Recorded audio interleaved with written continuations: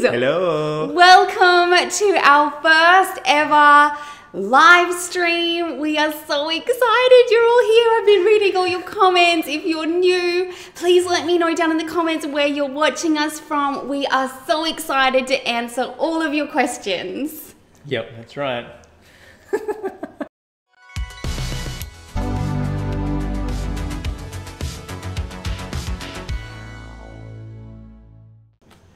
Hello everybody! Welcome. Now this is our first live stream, so if you can let us know by giving us a thumbs up in the comments if you can hear us and see us, because obviously we have got no idea what you guys can hear and see. I am so excited. So many of you that have followed us for so long are here. It's like we're having coffee. I wish I could see you all. Joy just said hello. Joy, hi. Oh my gosh. Kerry, I saw. Jennifer. Yes, my mum and my dad are in the comments. So we are so excited. You guys are from all over the world, so thank you for joining us whatever time of day it is. Yeah, we appreciate it. We are so excited to have you for my... Oh, Jacinta, hi. Yes. Oh my gosh, these are my real friends. We are so excited and we're glad that you can hear us and see us. So that is amazing. So we will get started on some of your questions. Yes. We had some earlier, didn't So we? we had some earlier. Yeah, we'll go with Jen's first. So Jennifer from My Minimalist Mum Life, you should follow her. She's amazing.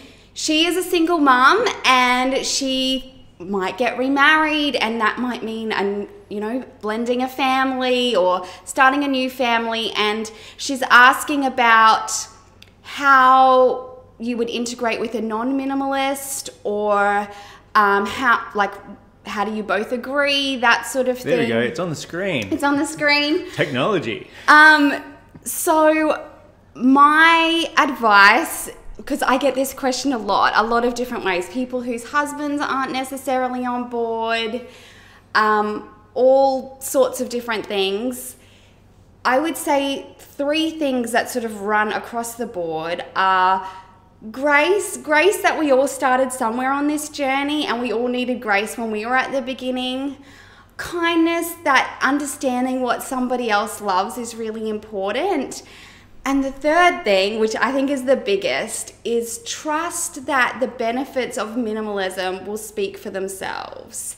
So when I met Caleb, he was not a minimalist. We've talked about this before. His parents really love abundance, and so he came from a home of abundance, and he really just hadn't ever experienced it before. Plus, when I first moved out, I had spaces in, my place that needed filling, right? That's what everyone thinks needed to be done. When you have a space, you need to fill it on the wall, on the... And I think his nana had moved into like a care facility at that same time. So he was given a lot of her items, which was great for filling space. But when I came along, I just sort of questioned, hey, do you like that painting? And he's like, no, not really. It's just there to fill the space. And I was like, you don't actually have to do that.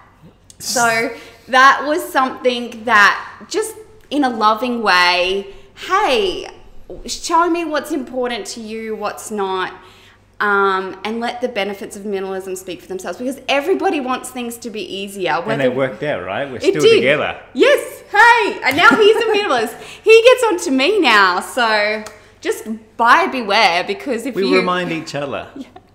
You might have to get rid of your stuff. Who knows?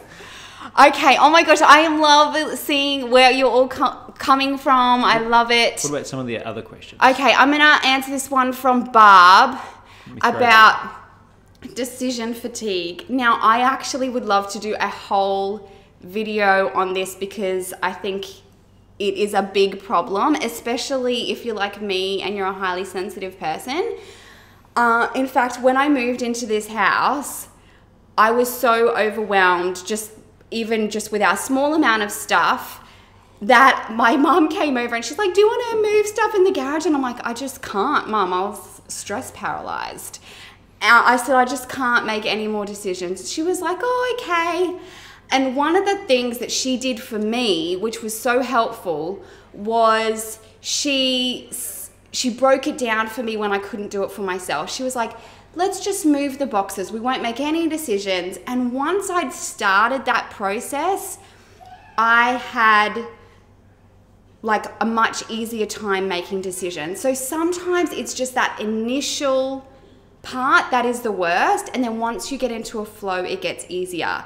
But if you've been doing it for a long time and you find that you've like plateaued, some of the other things you can try is, instead of having like 5 different piles where you've got a lot to process, break it down to 2, maybe just keeping and going. And that helps your brain, because you're not trying to think, oh, who is this going to? Or that stuff for my mum, or that stuff for donation, or that stuff for the rubbish. It's just, is this staying or going? And it just helps your brain to make less decisions in one go. Another thing you can do is just pick a really, really, really small group of items, and then just focus on that, and then give yourself a break, or have some sort of reward for yourself, whether it's a cup of coffee or calling your mum or your sister. All those sorts of things, they just help to break up your mind, give your mind a rest, and then you'll be ready to go again. That's great. Good answer. Okay. Oh, this is Jacinta. She's like one of my real life friends now. Oh, it's gone. I'll throw it back. Okay. I am struggling with my garage. We love camping, motocross. Oh my gosh, her little boy does motocross. It's so sweet. How can we simplify that? So hobbies, this is probably like, I can answer this about all hobbies. Hobbies take items. So when you make a decision to be part of a hobby, or, you know, some sort of activity that you really like to do, acknowledge that it's going to come with stuff. And then my best advice for you is to put a boundary on it. So whether it's that it all has to live here, that sort of thing.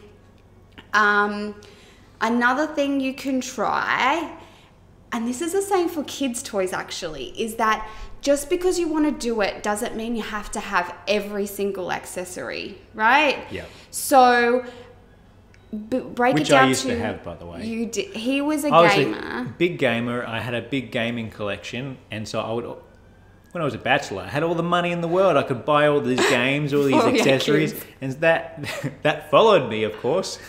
So when we got married, she inherited a lot of gaming stuff, and you, after introducing me to minimalism, and we actually enjoyed it for a time. We would have it out. Yeah. But just acknowledging that you can still love gaming, you can still love camping, you can still love motocross or scrapbooking without having to keep every single accessory. You don't need all the things. Another thing, and the reality is, too many items for hobbies is actually prohibitive to you getting out there and doing it, right?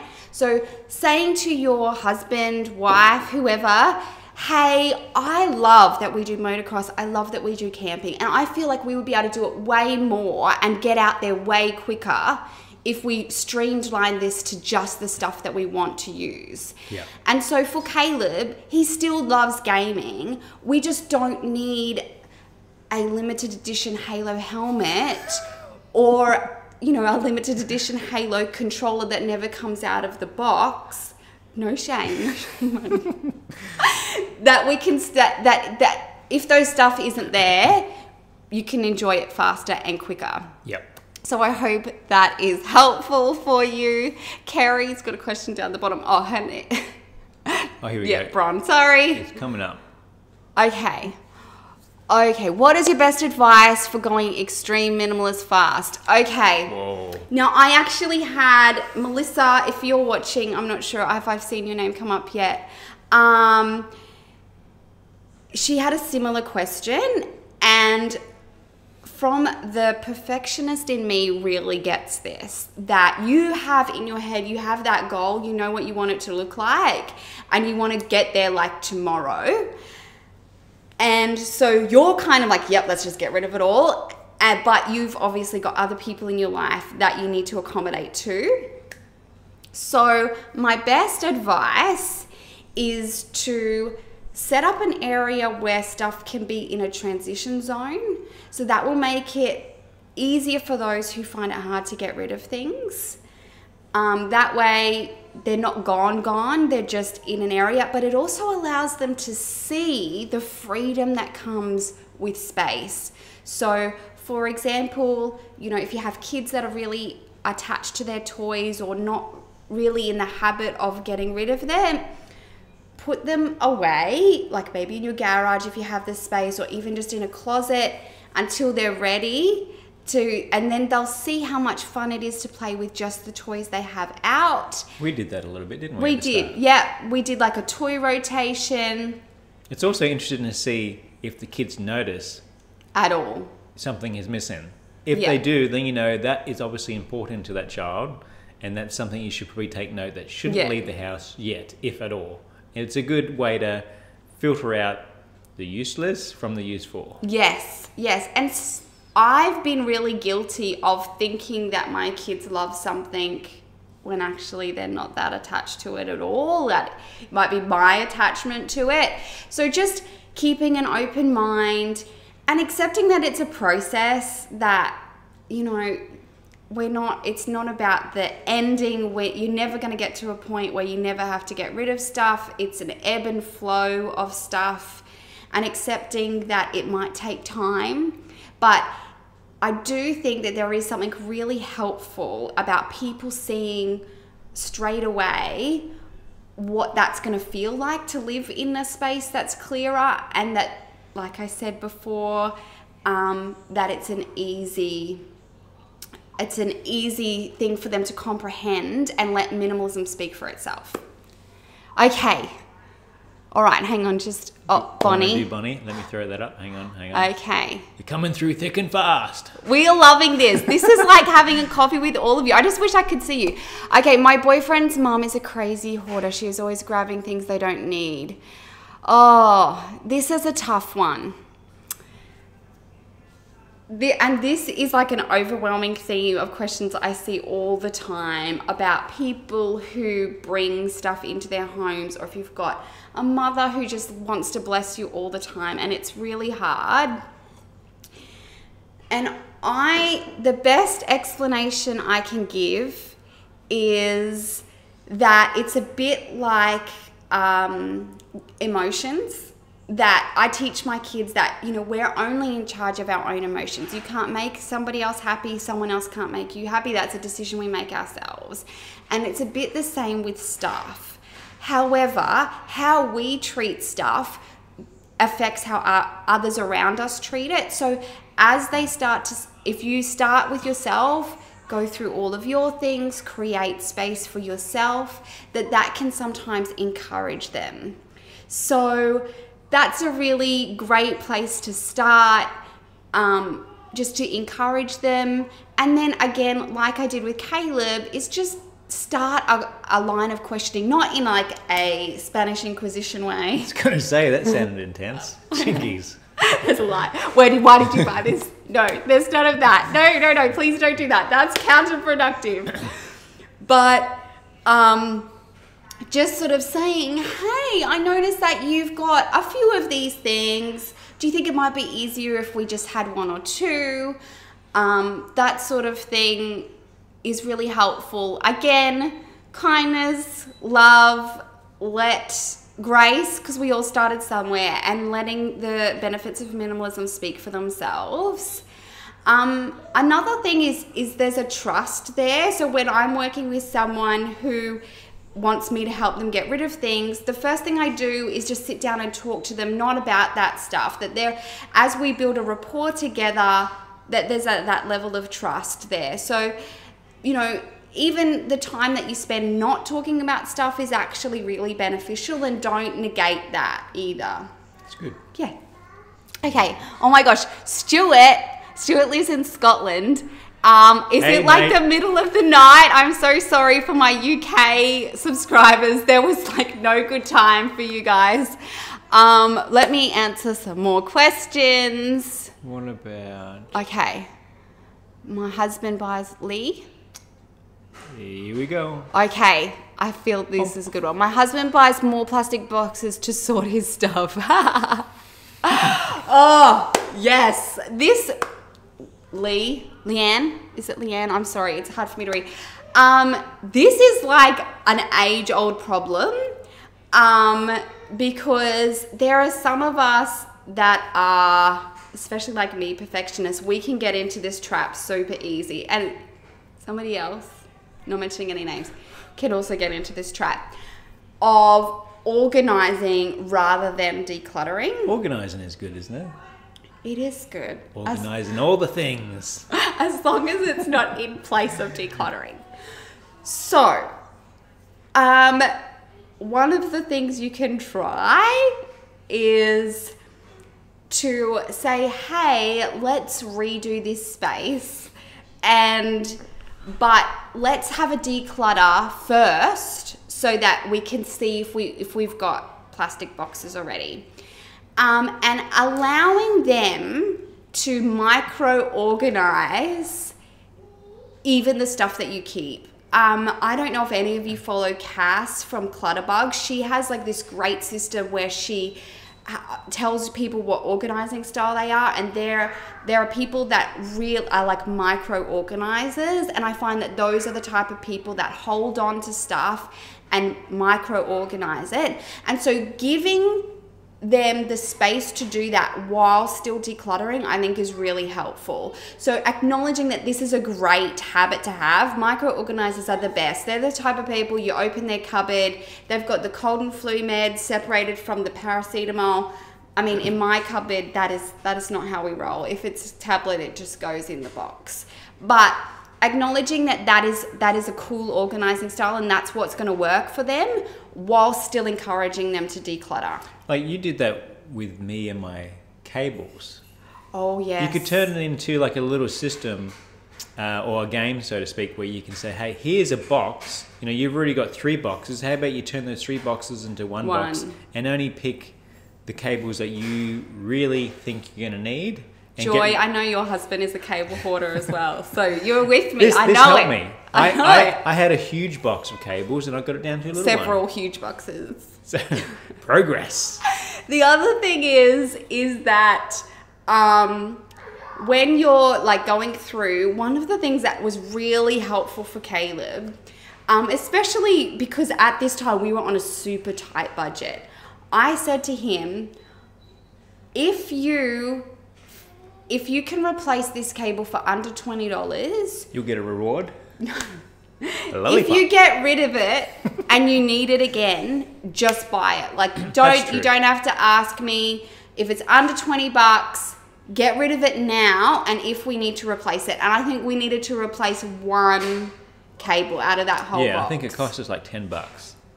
And so, yes, if you can do things like that, especially for guys, I think that they find a lot of freedom in that. And that minimalism is an ebb and flow thing. And like, of course we want to be intentional about what we buy, but it's absolutely fine to replace your stuff or get it again. So yes, I hope that has been helpful. Yeah, it helps clear out your mental space too, because sometimes when you open up that door and you see those multitudes of boxes of things, yeah, at least for me, stress arises. Yes. And so this alleviates that. And so another thing you could say to your husband about the boxes is, let's just go through it and see what you have. And that's like a really good practice of, because then he'll know where things are for next time. He'll know exactly what he has. Are you implying that I forget things? No, I'm just saying we all do it. We all do. In all fairness, she's got a great memory. I do have a great memory. I say that I was meant for YouTube because in my previous life, I used to work in human resources, and I can still run into people now who I used to work for and remember their payroll number. So that's how I remember. Once I know your name, like if you're if your name is not part of your YouTube name. I'll know who you are once you tell me, and I try and remember them all. Okay, Alana, maybe? Oh, yes, Alana. Here we go, question popping up. Okay, baby essentials or tips for preparing for a baby.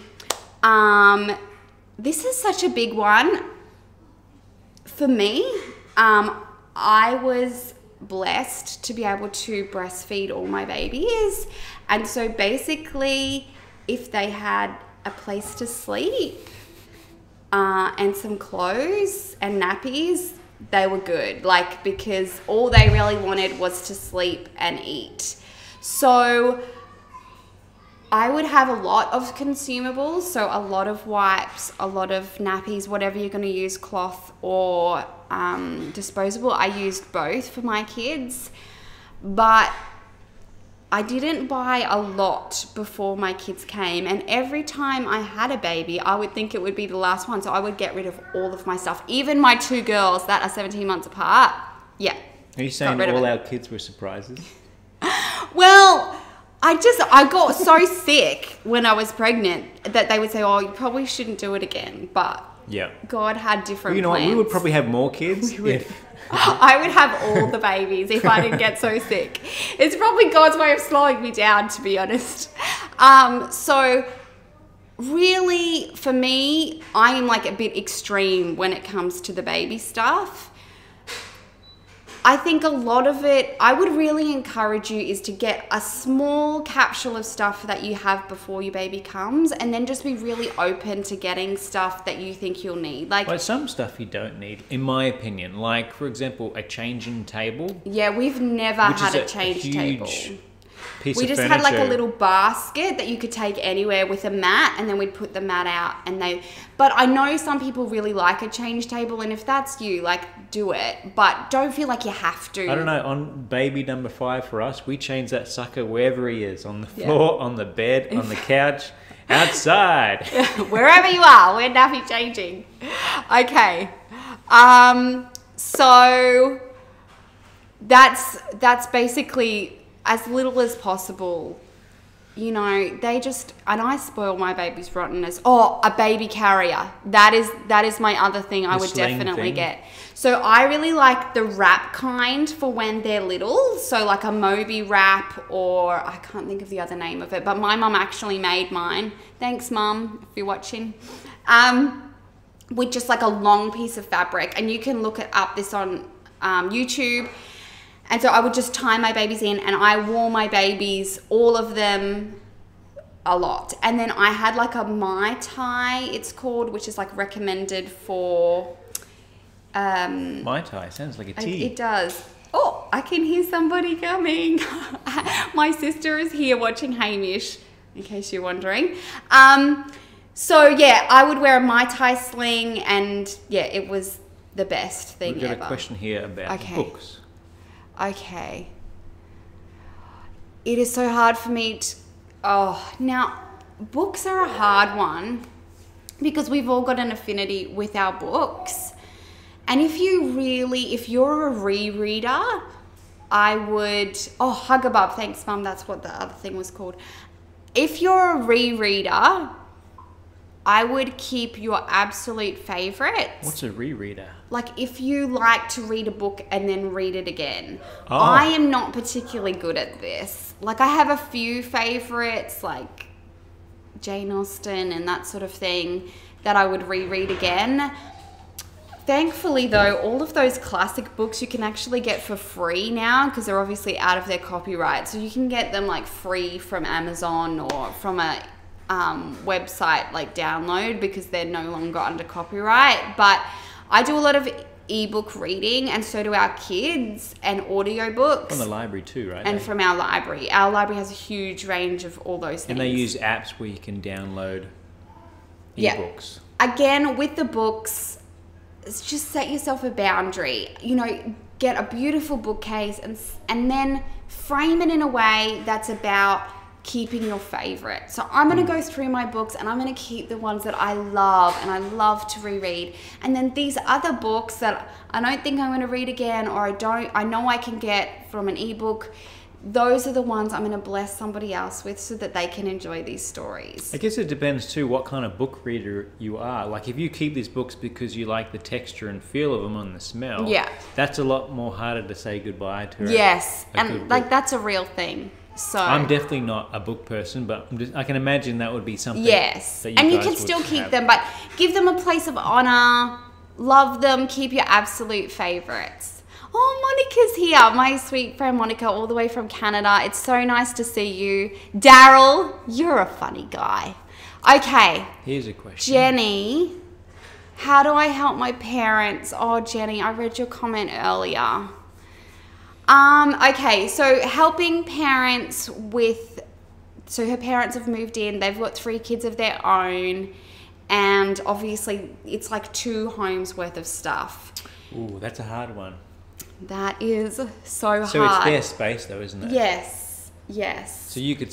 But it's almost set like boundaries for your parents. Any sort of blending of families. So whether you're like 2 single people coming together or that sort of thing, it's so hard, Jenny. My heart honestly is with you right now because I don't know that there's one particular way. Because you want to obviously respect and honor your parents. Of course. But there's also needs to be a mutual respect of that. This is your space that you all have to live in.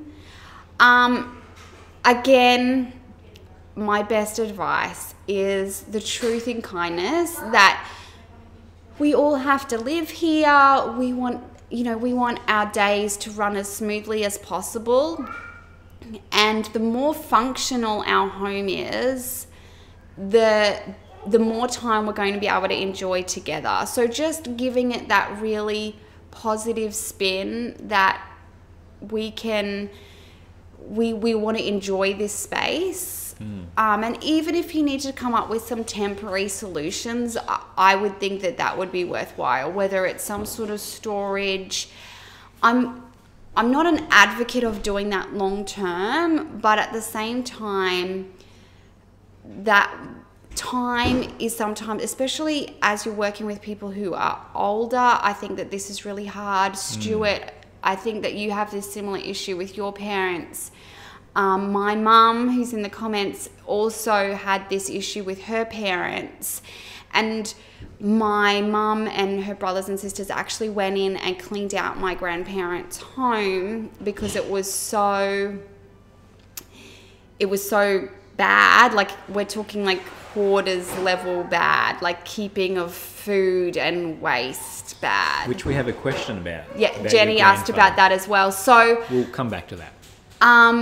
On that same thing, they did get rid of everything. And then when he ended up coming back home, because he'd gone into a care facility and then he came back home, the problem got even worse. So allowing people some time, allowing people the freedom to choose, as hard as it is, and time to work through some of the psychological reasons why we hold on to things is a real big one. I'm sorry, I don't have a Maybe you could send them to some of our videos. Yeah. To give them a heads up. Let us break the ice. We'll break the ice for you. Get them to give me a call. We'll do a Skype consult. Okay. So, thank you for whoever said about my hair.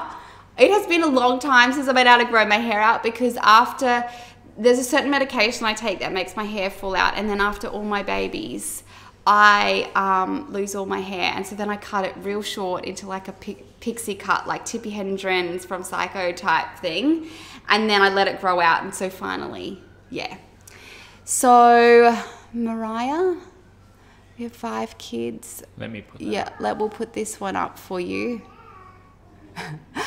Okay. We have 5 kids, and when we go shopping, they grab stuff they don't need. Little one is expensive. Okay. This is a tough one. And I feel you because I have kids too that like plastic nonsense and cheap stuff that they don't need. In fact, I find the cheap stuff is so much harder than the expensive stuff. Like expensive stuff, you can say, no, look, that's ridiculous. We're not spending $100 today. But cheap stuff is, it's only $1, Mum. And it's like, yes. Well, our kids do that a lot, but it's consumables, which we allow, like lollipops. Lollipops or gum. That's sort of like my... Isn't that what parents do? They bribe their children. You shouldn't do that. No, don't do that. Don't do that. Or do it if you have to, because let's be real. Okay, so one of the things I've talked about before is still acknowledging what your kids are showing you is really, really important. So sometimes the attention on the item is enough to negate it. So what I do, one of my daughters is particularly bad for this. And so she'll be like, can I have this? Can I have this? Can I have this? And so one of the things I do is I take a picture of it if we're there, her with it. I make a big deal. Oh my goodness, that looks so cool. Show me what it does. What do you think we could use this for? Make a big deal. Give it the attention if I have the time. And then I say, look, let's write that on your Christmas list and then we'll revisit it. And if at Christmas time, birthday time, you still want it, we can think about it then. And so just giving the fact that they really like and appreciate this item some attention is often enough to negate it sometimes. Another thing you can try is just, this seems really trivial, but it works, is getting your kids to say, I like something instead of I want it. It's just something in their head that changes. So we can like something, we can think it's really cool, we can appreciate it without actually having to take it home with us. So that's something that can be really helpful with kids. So when my kids say, I want, I'll be like, oh, you mean you like that thing, that's really cool. And then even like when it comes to Christmas and birthdays, if you're writing a list, instead of writing a list of things I want, you can write a list of things you think are cool, things you think you might like, getting them to write out what they think they could use it for, if it's got multiple uses. You could also take photos of them with it, like we did at Costco. I'm sure you Americans have this too, the humongous, giant, the ridiculous teddy bear. It's like two stories. Yeah. We're not taking that home. We're not taking that home. So, but we took a photo with the kids. And it's really cool. We have like a way that the kids can share photos between like our extended family. And so they can still acknowledge that that item is really cool without having to take it home. Okay. Natalie, Christmas. Oh, yes. Okay. Yoink. Natalie, how do you stay minimalist over Christmas? This is... Obviously, I've done videos and I'll probably do some more videos for you this Christmas. It's a tough one.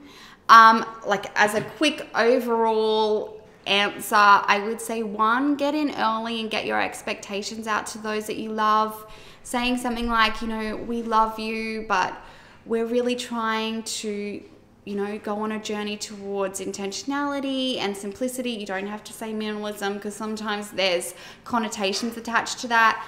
But, we love that you want to bless us, but can we do it in a different way this year? Or we've decided our kids have got so many toys, we're having a toy-free Christmas. Could we please bless us in a different way, whether it be consumables or, what's the other thing?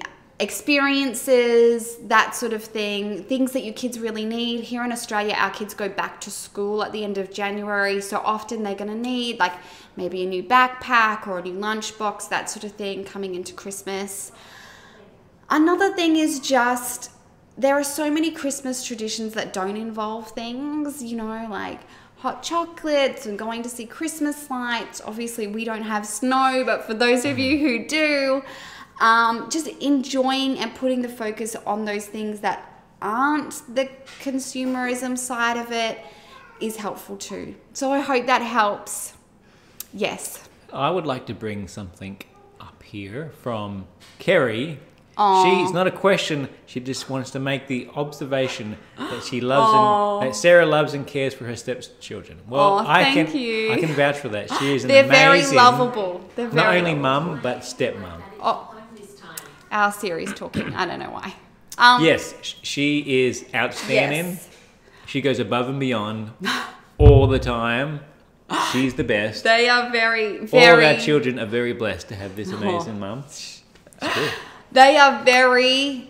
Yes, Stuart, I'll get him towards the end. We'll leave that as a surprise he really loves to look at himself. And so once we get him here... Yeah, once he gets introduced, he will hover around like a fly. And he'll want to tap the mic. And, that would be very unpleasant for you guys. But we'll get him to come and say hi. He's really... This is his favourite thing. He put this here. I had to fight to get this here, guys. Sarah did not want the fox. I wanted the fox. It's really heavy. It's a doorstop for my laundry door. Because the laundry door... doesn't have like a thing that holds it We like to open. keep the door open and they let the fresh air in, and that slams the door shut. So this guy keeps it open. But he loves it so much, he keeps taking it away and putting it random places. And so then my door still slams shut. But what's she going to do? Hey, talking about minimalism though, this is dual purpose. Hamish plays with this as a toy, and it's a doorstop. So win-win. There you go. Okay, so do we have any more questions that I haven't answered yet? Yes, Joy from Organised with Joy, which I might add, we have seen your blog, yes. Joy. You are doing great things. Keep up with that. She has a YouTube channel too. You should totally go and watch it. It's called Organised with Joy. Here she is. Organised with a Z. It took me like 5 minutes to find it, Joy, because I was spelling organised the Australian way. She is obviously a Friends fan, like we are. I secretly have a Monica closet? I do, in a way. Like, we have all of our business stuff in the garage, and that's a bit of a Monica closet. And I go through seasons of just chucking stuff somewhere. Like, the linen cupboard can be like a drop zone, and then I'll go through it, and it'll be okay. But... yeah, we normally revisit... yeah, and so the Monica closet changes. Sometimes it's a Monica drawer. Sometimes it's a Monica box that I just chuck all that stuff in. But for those of you who don't watch Friends, there's a Friends episode where Monica, who is like totally me, she's super organized and really clean. She like shares that she has this closet that's full of junk. So there you go. My secret's out.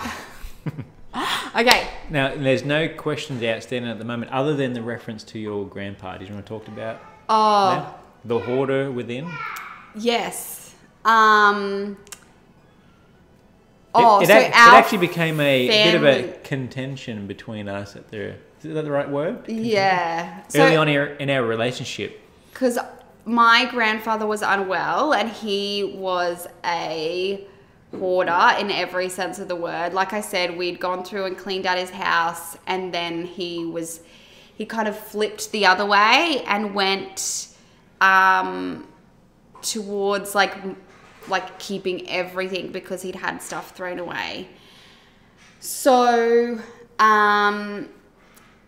yeah, I had moved in with him to help take care of him, and it was really hard for me. So I had my bedroom, which was always very, very neat and very minimal, but the rest of the house was crazy. And so a little bit like you guys were talking about with this situation where you've got people coming or you're living with your parents and they're maximists, what I would do is I would keep like the kitchen area and the bathroom area super duper clean.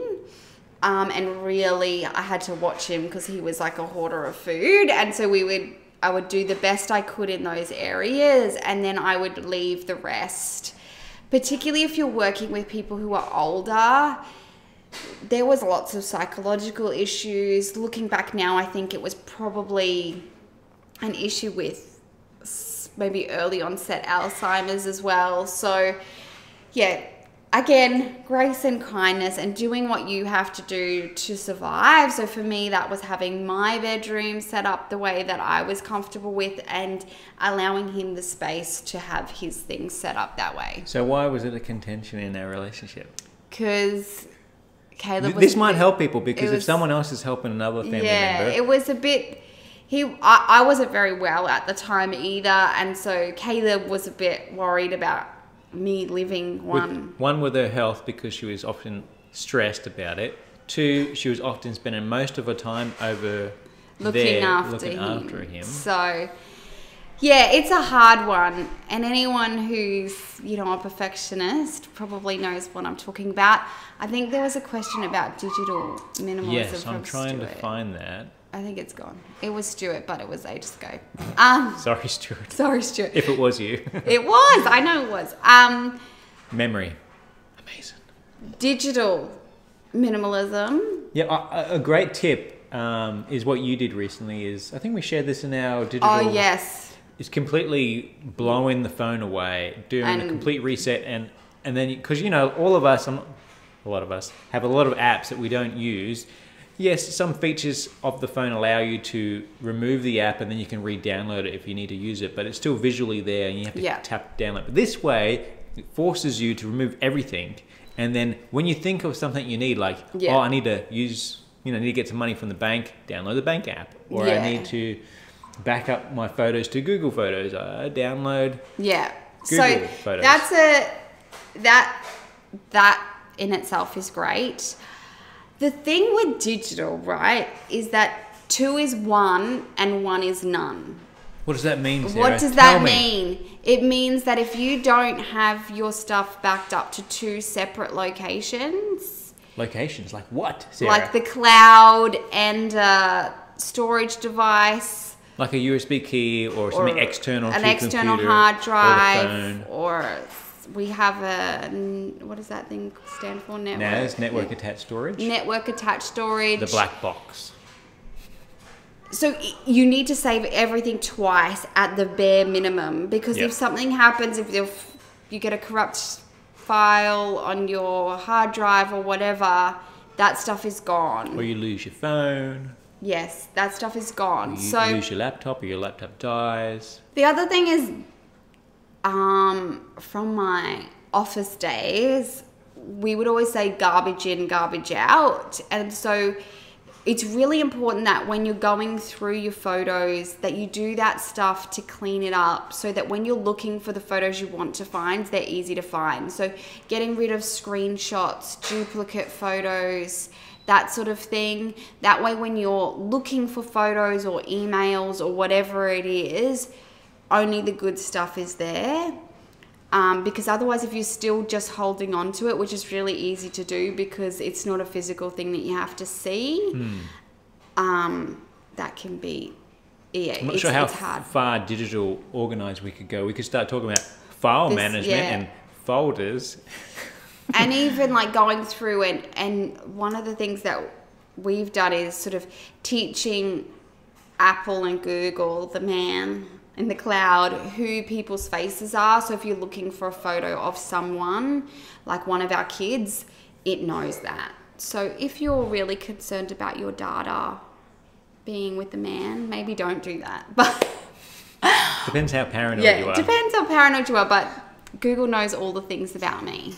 Here's another question. Okay. Annie, I didn't realize you were so close. How do you find being minimalist and vegans in the Pentecostal church culture of abundance? Food is huge in the church. Annie, it's so Keep calm and banana. Love that. Annie, it's a tough one. Our church, both our, like, we go to Hillsong here on the Gold Coast, and at our old church, there was a lot of food. I'm pretty relaxed about what the kids have. So if there's stuff there, like I think our church do like a breakfast type thing, which will often include eggs or meat. I'm pretty relaxed if the kids want to try some. Usually they don't love it because it's not similar to what we eat, but no food is taboo for us. But I think a lot of churches do want to accommodate people now, especially now that more people have dietary needs. And so talking to your church about, hey, at the sausage usual, could we have a veggie sausage? Stuff that's really easy. Yeah, making it aware in a non-confrontational way, because it doesn't need to be confrontational, if that's the word I'm trying to speak out. At our last church in our small little town, they were aware of our dietary needs as being plant-based, and so they were so wonderful. Whenever they would have a volunteer event, they would buy the vegan pizza and leave it for us. They'd have like hummus and crackers and fruit and that sort of thing. And I often think that our lifestyle happens to be the extreme, like being minimal and vegans. The two words that can trigger people. So we can often say that we're just plant-based. Yes. And we like less stuff rather than triggering people. So again, just keeping those lines of communication open. I mean, it's a tough one though. Depending on how far down the rabbit hole you go in your conversation, I have often Christians in the church will come up and without me, I don't have to say anything. They'll start the conversation of, I heard that you're vegan. Why are you vegan? And they'll push me for an answer and I'll just give them an answer. And then the inevitable God told us to eat meat. And it's yes, he told you can, but that's not how he created us. Did you read Genesis? Yeah. Where it says that God created the trees and the grains and the fruit for us to eat. So it was God's perfect plan for us to eat plants. But like we have nothing against. But hang on, they'll bring up the flood. Oh yeah. And after, you can eat. We want to eat how God originally intended us to eat. Yes, but we try not to get into that. Oh, we don't have a conversation like that. No. Just loving we just say, kindness. This is why we do it. Let it speak for itself. Yeah. Okay, guys, what we might do now, yes, Daryl, it all comes down to respect. Absolutely. Like we don't want to force anyone to eat like we do. Not at all. Never Even do. our own children, we give them lots of scope to choose whatever they decide to do. And in today's world, there is so much option now that continually, even home brand stuff, Woolworths and Coles is consistently bringing out new plant-based stuff. Yeah, and so there's going to come at a time when it's going to be harder to find the meat stuff, in my opinion. That day will come. You can quote me on that. So, just love and kindness. What we might do is, because we've been going for quite a while now, I'll go and grab Hamish and then we'll wrap up. If you have any last questions, let me know. Yes. So I'll keep you entertained while she's disappeared. Is there any more questions before she comes back? Let me know. Can I tell you a story? Oh, I can hear him coming. There he is. Did you see him? Here he comes. Hamish, we have a... Stuart, are you from Ireland? Where are you? Scotland. Sorry. Hi. Can you say hi? Oh, you got me shy. Oh, you don't want to? Oh, he's a bit tired. Oh, he's a bit shy. Hey. Say hi. Okay. Say hi. Oh, no. Oh, nope. No, he's too busy. My sister is entertaining him, and so, that's all you get. You get a sneak peek. Okay. And we have a comment? Both my husband and I are on an autoimmune protocol that is difficult at church. Some understand, but most don't. Oh, hi! This is my sister, Bonnie. I'm just gonna...